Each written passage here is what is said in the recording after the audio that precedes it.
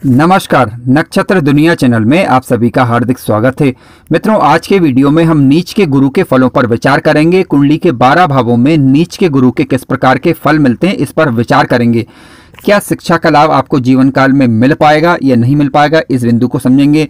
वैवाहिक जीवन किस प्रकार का होगा, क्या शत्रु से आप निपट पाएंगे, आकस्मिक घटनाएं अथवा परेशानियां क्या आपको परेशान करती रहेंगी, इन बातों पर भी चर्चा आज के वीडियो में हम करेंगे। यदि आप चैनल पर नए हैं तो चैनल को सब्सक्राइब अवश्य करें। वीडियो ज्ञानवर्धक लगे तो लाइक जरूर करें। आइए शुरू करते हैं। मित्रों, नीच के गुरु के कुंडली के अलग अलग भावों में यानी 12 भावों में किस प्रकार के फल होंगे, इस पर अभी हम विचार करेंगे। परंतु उसके पूर्व थोड़ा गुरु ग्रह को समझ लिया जाए ताकि जब हम फलों पर विचार करें तो आसानी हो। देखिए, गुरु ग्रह वास्तव में एक सकारात्मक ऊर्जा है। यदि ये स्वराशि, मित्र राशि अथवा उच्च राशि के होकर कुंडली के अलग अलग भावों में बैठते हैं तो सामान्यतः अच्छा रिजल्ट ये देते हैं। यानी गुरु ग्रह एकमात्र ऐसे ग्रह हैं, यदि ये कुंडली में कारक नहीं है तब भी इनके रिजल्ट सामान्यतः सकारात्मक ही रहते हैं। लेकिन मान लीजिए कि गुरु ग्रह नीच के हो जाएं तो जिस भाव के ये स्वामी होते हैं और जिस भाव में ये बैठते हैं उन भावों से संबंधित परेशानियां उत्पन्न करते हैं। हालांकि इनकी दृष्टि का प्रभाव फिर भी शुभ ही बना रहता है, जिस पर अभी हम एक एक करके विचार करेंगे। ध्यान रखें, गुरु ग्रह यदि किसी भी भाव में बैठे वहां पर 9 नंबर का राशि का अंक यानी धनु राशि या फिर 12 नंबर का राशि का अंक यानी मीन राशि हो तो ऐसी परिस्थिति में गुरु ग्रह के सामान्यतः अच्छे रिजल्ट मिलते हैं। क्योंकि आज का हमारा मूल विषय है नीच के गुरु के फल को समझना। तो जहां पर 10 नंबर का राशि का अंक लिखा हो तो समझ लीजिए मकर राशि, और मकर राशि में यदि गुरु ग्रह बैठते हैं तो नीच के फल देंगे। देखिए, गुरु ग्रह जब नीच के होते हैं तो जिस भाव में बैठते हैं उसका नेगेटिव प्रभाव देते हैं और जिन भावों के वह स्वामी बनते हैं उनमें कमी आती है, उनके शुभ फलों में कमी आती है और गुरु ग्रह के कारकत्व में कमी आती है। तो इस प्रकार के रिजल्ट कुछ देखने को मिलते हैं। आइए एक एक करके विचार करते हैं कि अलग अलग भावों में नीच के गुरु के क्या फल होते हैं। सबसे पहले हम विचार करते हैं कि गुरु ग्रह यदि लग्न भाव में ही नीच के हो जाएं तो किस प्रकार के फल इनके हो सकते हैं। देखिए, गुरु ग्रह जब लग्न भाव में बैठेंगे तो ज्ञान और आध्यात्मिक यानी धार्मिक चीजों में कमी आती है। धन की कमी से जातक जीवन काल में जूझ सकता है। क्यों? क्योंकि गुरु ग्रह धन के कारक हैं, तो धन की कमी से जातक जूझ सकता है। इस प्रकार की दिक्कतें आ सकती हैं। समाज में मान सम्मान की कमी जीवन काल में जातक को महसूस हो सकती है। क्योंकि गुरु यदि लग्न भाव में बैठते हैं, शुभ होकर यदि बैठते हैं तो समाज में मान सम्मान जातक को प्राप्त होता है। लेकिन नीच राशि के होकर क्योंकि बैठे हैं तो ऐसी परिस्थिति में जातक के मान सम्मान में समाज में कमी देखने को मिले, इस प्रकार की परिस्थितियां निर्मित हो सकती हैं।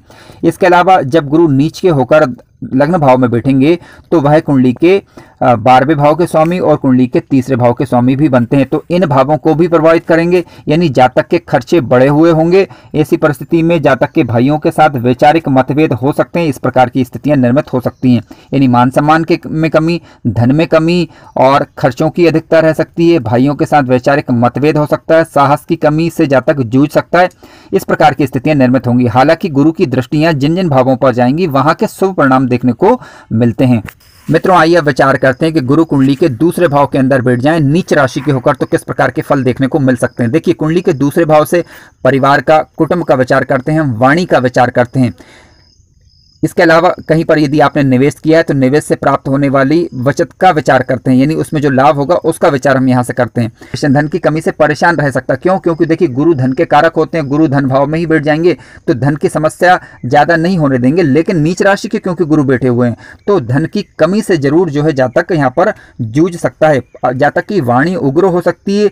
परिवार के लोगों के साथ जातक के मतभेद हो, इसकी स्थितियाँ भी बनती हैं। अब इसके अलावा दूसरे पहलू की बात करें तो देखिए, गुरु की 9वीं राशि यानी धनु राशि लग्न भाव में जाएगी तो जातक समाज में मान सम्मान की कमी से परेशान रह सकता है। इसके अलावा गुरु की 12वीं राशि यानी मीन राशि चतुर्थ भाव में जाएगी, यानी जातक के अपने परिवार के लोगों के साथ मतभेद हो। इस प्रकार की स्थितियां भी निर्मित हो सकती हैं। घर के सुखों में कमी होती है। देखिए, कुंडली के चतुर्थ भाव की बात करें तो भूमि, भवन, वाहन और घर के सुखों का विचार हम करते हैं। माध्यमिक शिक्षा का विचार करते हैं तो जातक की माध्यमिक शिक्षा व्यवधानों के साथ हो, रुकावटों के साथ हो, इस प्रकार की परिस्थितियां निर्मित होती है। मित्रों, आइए विचार करते हैं कि गुरु यदि कुंडली के 3रे भाव में बैठ जाएं और नीच राशि के होकर बैठ जाएं तो किस प्रकार के फल देखने को मिल सकते हैं। देखिए, गुरु 3रे भाव में बैठेंगे तो भाइयों के साथ सीधी सी बात है कि वैचारिक मतभेद की स्थितियां उत्पन्न होगी। इसके अलावा जातक का व्यवहार थोड़ा सा उग्र किस्म का हो सकता है। जातक की इच्छा शक्ति थोड़ी सी कमजोर हो, समय पर भाग्य साथ ना दे, इस प्रकार की स्थितियां निर्मित होती हैं। इसके अलावा धैर्य की कमी से भी जातक थोड़ा सा जूझ सकता है। कार्य को बीच में ना छोड़ने। ध्यान रखें, यदि आप कार्य को बीच में छोड़ देते हैं तो ऐसी परिस्थिति में हो सकता है कि वह कार्य पूर्ण ना हो। जब तक कि शिक्षा पूरी ना हो, शिक्षा पूरी होने में परेशानी आए या संतान के साथ जातक के मतभेद हों, इस प्रकार की स्थितियां निर्मित होती हैं। धन की कमी से भी जातक थोड़ा सा परेशान रह सकता है, लेकिन ये स्थिति सामान्य प्रकार की रहेगी क्योंकि गुरु को धन का कारक माना गया। अब क्योंकि गुरु नीच राशि के होकर बैठे हुए हैं और गुरु की राशि जो धनु राशि है वह कुंडली के धन भाव में पड़ रही है, और इसके अलावा गुरु की मीन राशि की बात करें तो कुंडली के पंचम भाव में पड़ रही है, जिसकी वजह से जातक के उच्च शिक्षा में थोड़ी सी व्यवधान आ सकता है, परेशानी हो सकती है। इस प्रकार की स्थिति निर्मित होती है। मित्रों, आइए अब बात करते हैं गुरु यदि कुंडली के चतुर्थ भाव में बैठ जाए तो किस प्रकार के फल देखने को मिल सकते हैं। देखिए, गुरुदेव यदि नीच राशि के होकर कुंडली के चतुर्थ भाव में बैठेंगे तो घरेलू वातावरण में सौहार्द की कमी रहेगी। भूमि, भवन, वाहन के सुखों में कमी से जातक परेशान रह सकता है, या कह सकते हैं कि यदि ये चीजें वह खरीदेगा तो उसमें थोड़ी सी धन की समस्या से वह जूझ सकता है। भाइयों के साथ मतभेद हो सकते हैं, ठीक है, भाई बहनों के साथ संबंधों में परेशानी आ सकती है। गुप्त शत्रु जातक पर हावी हो सकते हैं। हालांकि ऐसे शत्रु जातक का कुछ बिगाड़ नहीं पाते, लेकिन थोड़ा सा परेशान जरूर कर सकते हैं। देखिए, कारणों पर विचार करते हैं। क्योंकि गुरु की जो मीन राशि रहेगी वह कुंडली के छठे भाव में जाएगी। अब गुरुदेव खुद नीच राशि के होकर बैठे हुए हैं तो अच्छा रिजल्ट नहीं दे पा रहे हैं, तो ऐसी स्थिति में जहां जहां उनकी राशि पड़ेगी वहां के रिजल्ट में कमी आ सकती है। अब किस मात्रा में रहेगी, देखिए ये निर्भर करेगा कि हमें अन्य ग्रहों का प्रभाव देखना होगा। यदि किसी शुभ ग्रह का प्रभाव इन भावों पर पड़ जाता है या गुरु के मित्र ग्रहों का प्रभाव पड़ जाता है तीसरे भाव के अंदर या छठे भाव के अंदर, तो बुरे प्रभावों में, या कह सकते हैं कि जहां पर गुरु नीच के होने के कारण उनकी सुप्रभाव में कमी आ रही थी, तो वहां उन सुप्रभाव में ज्यादा कमी ना रहकर सामान्य प्रकार की बनी रहेगी, क्योंकि गुरु के मित्र ग्रहों की दृष्टि पड़ जाने के कारण बुरे रिजल्ट में कमी आ जाती है। फिर अब मान लीजिए इसके विपरीत गुरुदेव यदि नीच के हो गए हैं और उनकी नीच राशि पर, या कह सकते हैं कि जहां पर उनकी राशियां पड़ रही हैं वहां पर किसी अशुभ ग्रह का प्रभाव पड़ जाए तो परेशानियों का स्तर थोड़ा सा अधिक रह सकता है। मित्रों, आइए विचार करते हैं कि गुरुदेव यदि कुंडली के पंचम भाव में नीच राशि के होकर बैठ जाएं तो किस प्रकार की स्थितियां निर्मित हो सकती हैं। देखिए, गुरुदेव यदि नीच राशि के होकर पंचम भाव में बैठेंगे तो जातक की शिक्षा अधूरी रहना या फिर व्यवधानों के साथ शिक्षा पूरी होना, ठीक है, शेयर मार्केट इत्यादि में जातक हानि का सामना करना पड़ सकता है। उसे क्यों? क्योंकि देखिए, इन चीज पंचम भाव से हम शेयर मार्केट इत्यादि चीजों का विचार करते हैं। अब गुरु धन के कारक हैं, धन के कारक ग्रह खुद नीच राशि के होकर बैठ गए, तो ऐसी परिस्थिति में जातक को हानि हो इसकी संभावनाएं बनती हैं। संतान प्राप्ति में परेशानी होना या फिर संतान के साथ मतभेद होना, इसलिए बिना सोचे समझे निर्णय करने से बचें। वैवाहिक समस्याएं भी जीवन काल में उत्पन्न हो सकती हैं। यानी अगर हम लड़की की कुंडली की बात करें तो गुरु को पति का कारक भी माना गया है, ठीक है। अब गुरु क्योंकि खुद नीच राशि के होकर बैठे हुए हैं, अब इनकी मीन राशि जो है कुंडली के सप्तम भाव में पड़ रही है, तो यहां से संबंधित थोड़ी बहुत दिक्कतें भी ये दे सकते हैं। यदि आप राजनीतिक क्षेत्र में हैं तो हो सकता है कि जनता का विश्वास आपके ऊपर कम हो, इस प्रकार की परिस्थितियां निर्मित होती हैं। हालांकि जरूर नहीं कि विश्वास पूरा ही कम हो। देखिए, अन्य शुभ ग्रहों का प्रभाव भी यहाँ पर देखना आवश्यक हो जाता है। चतुर्थेश की स्थिति देखनी होती है हमें, ठीक है, चतुर्थ भाव में कारक ग्रहों की स्थिति भी देखनी होती है। तो सारी बातों को दृष्टिगत रखते हुए ही किसी नतीजे पर पहुंचा जा सकता है। माता पिता के साथ जातक के वैचारिक मतभेद हों, इस प्रकार की स्थितियां भी संभव हैं। मित्रों, आइए अब विचार करते हैं कि गुरुदेव यदि कुंडली के छठे भाव के अंदर बैठ जाएं तो किस प्रकार के फल देखने को मिल सकते हैं। देखिए, गुरुदेव यदि कुंडली के छठे भाव के अंदर नीच राशि के होकर बैठ जाएंगे तो क्या होगा। कुंडली के छठे भाव से हम विचार किस बात का करते हैं, शत्रु का, रोग का, ऋण का, ठीक है। तो शत्रु जातक पर हावी हो सकते हैं, जातक बीमारियों से परेशान रह सकता है, पेट की समस्याएं जातक को गुरुदेव यहां पर दे सकते हैं, ठीक है, पेट जनित समस्याएं लेकिन सामान्य प्रकार की रहेंगी, तो इनसे परेशान जातक थोड़ा सा रह सकता है। कंपटीशन इत्यादि में जातक को थोड़ी सी दिक्कतों का सामना करना पड़ सकता है। हालांकि गुरु को शिक्षा का कारक माना गया है, ज्ञान का कारक माना गया है, लेकिन गुरुदेव क्योंकि नीच राशि के होकर बैठे हुए हैं इसलिए इन चीजों में दिक्कतों का सामना उसे करना पड़ सकता है। अब गुरुदेव की दो राशियां यानी धनु राशि और मीन राशि की बात कर लेते हैं। देखिए, इनकी धनु राशि कुंडली के पंचम भाव में पड़ेगी, तो यहां से संबंधित परेशानी भी ये देंगे, इन्हें शिक्षा में व्यवधान आना, ठीक है, तो ये सृजनशीलता जातक के अंदर यदि है तो उसमें कमी होना। इसके अलावा अष्टम भाव के स्वामी भी ये बनते हैं, तो यहाँ पर आकस्मिक घटनाएं घटित होना, यानी आकस्मिक धन लाभ की जगह धन हानि की परिस्थितियां बनना, और धार्मिक चीजों में जातक की रुचियां कम हो, इस प्रकार की परिस्थितियां भी बनती हैं। मित्रों, आइए अब विचार करते हैं कि गुरुदेव यदि नीच राशि के होकर कुंडली के सप्तम भाव में बैठ जाएं तो किस प्रकार के फल हो सकते हैं। देखिए, कुंडली के सप्तम भाव की बात करें तो दाम्पत्य सुखों का ये भाव है। गुरुदेव यदि नीच राशि के होकर यहाँ पर बैठेंगे तो दाम्पत्य सुख में कमी लाते हैं, ठीक है। व्यवसाय में हानि, व्यापार में हानि, जातक कर्ज से परेशान रह सकता है, शत्रु पक्ष से जातक को हानि हो सकती है।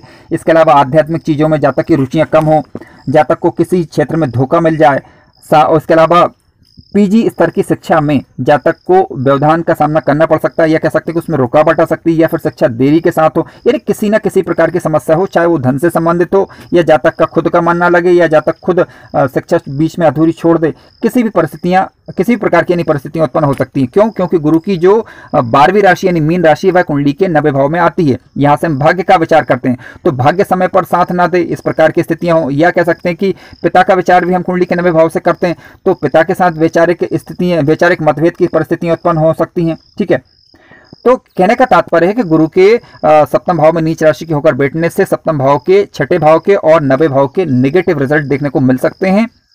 लेकिन आपको अन्य ग्रहों का प्रभाव भी देखना चाहिए कि अन्य शुभ ग्रह इन भावों में बैठकर क्या प्रभाव दिखा रहे हैं। मित्रों, आइए विचार करते हैं कि कुंडली के अष्टम भाव में देवगुरु बृहस्पति यदि नीच राशि के होकर बैठ जाएं तो किस प्रकार के फल देखने को मिल सकते हैं। देखिए, कुंडली के अष्टम भाव की बात करें तो ये आयु का घर है, आकस्मिक घटनाओं का घर है, आकस्मिक धन लाभ हो या फिर आकस्मिक हानि हो। ठीक है, इसके अलावा आध्यात्मिक चीजों में रुचियां हो, इसके अलावा रिसर्च का विचार करना हो तो कुंडली का अष्टम भाव देखा जाता है। यदि गुरुदेव नीच राशि के होकर अष्टम भाव में बैठ जाएंगे तो जातक को दीर्घकालिक रोग होने की संभावनाएं बनती हैं। हालांकि गुरु यदि रोग देते भी हैं तो सामान्य प्रकार का रोग देते हैं। ठीक है, आकस्मिक धनहानि के योग बन सकते हैं, वैवाहिक परेशानियां। क्यों? क्योंकि देखिए, गुरुदेव की 9वीं राशि की बात करें तो ये कुंडली के सप्तम भाव में आती है। ठीक है, अब गुरु क्योंकि खुद नीच राशि के होकर बैठे हुए हैं तो ऐसी परिस्थिति में सप्तम भाव से संबंधित परेशानियां यानी व्यापार में परेशानी, दाम्पत्य सुख में परेशानी का कारण ये बन सकते हैं। इसके अलावा कुंडली के 10वें भाव में इनकी 12वीं राशि आएगी यानी मीन राशि आएगी, तो ऐसी परिस्थिति में कार्य क्षेत्र में जातक को परेशानियों का सामना करना पड़े, राज्य दंड या राज्य सरकार या कह सकते हैं शासन प्रशासन के कार्यों से संबंधित परेशानियां जातक को हों, इसकी स्थितियां भी बनती हैं। कार्य क्षेत्र में जातक मान सम्मान की कमी से जूझे। मित्रों, आइए विचार करते हैं कि गुरु यदि कुंडली के 90 भाव के अंदर यानी भाग्य भाव के अंदर नीच राशि के होकर बैठ जाएं तब किस प्रकार के फल हो सकते हैं। देखिए, पिता के साथ जातक के वैचारिक मतभेद हों, जातक का भाग्य समय पर साथ ना दे, इसके अलावा आध्यात्मिक चीजों में जातक की रुचियां कम हो और आकस्मिक धन हानि की स्थितियां उत्पन्न हो, इस प्रकार की परिस्थितियां बनती हैं। इनकम में जातक को परेशानियों का अनुभव हो यानी जातक की रेगुलर आय ना होकर अनियमित आय बने, इनकम कम हो और खर्च अधिक हो, आकस्मिक धन हानि के योग बने, इस प्रकार की स्थितियां बनती हैं। हालांकि गुरुदेव कुंडली के 90 भाव में कारक ग्रह होते हैं, परंतु वह नीच राशि के होकर बैठे हुए हैं, इस वजह से इनसे हम शुभ परिणामों की अपेक्षा नहीं कर सकते, विशेष रूप से वहां पर जहां पर ये बैठे हुए हैं और जहां पर इनकी राशियां पड़ रही हैं वहां पर।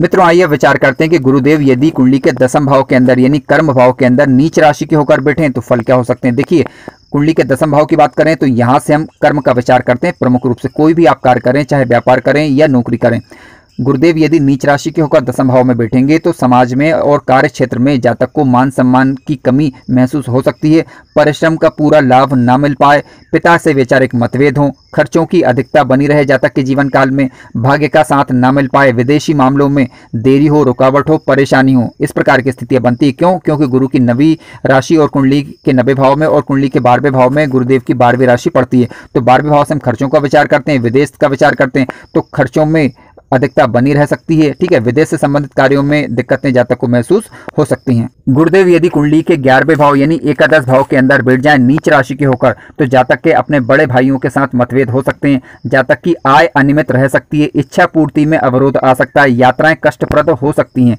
इसके अलावा जातक को कार्य क्षेत्र के अंदर मान सम्मान की कमी हो, इस प्रकार की स्थितियां भी बनती हैं। जातक की आध्यात्मिक रुचियां कम हो सकती हैं, समाज में मान सम्मान की कमी से वह परेशान रह सकता है, धन की समस्या से परेशान रह सकता है, इस प्रकार की स्थितियां भी बनती हैं।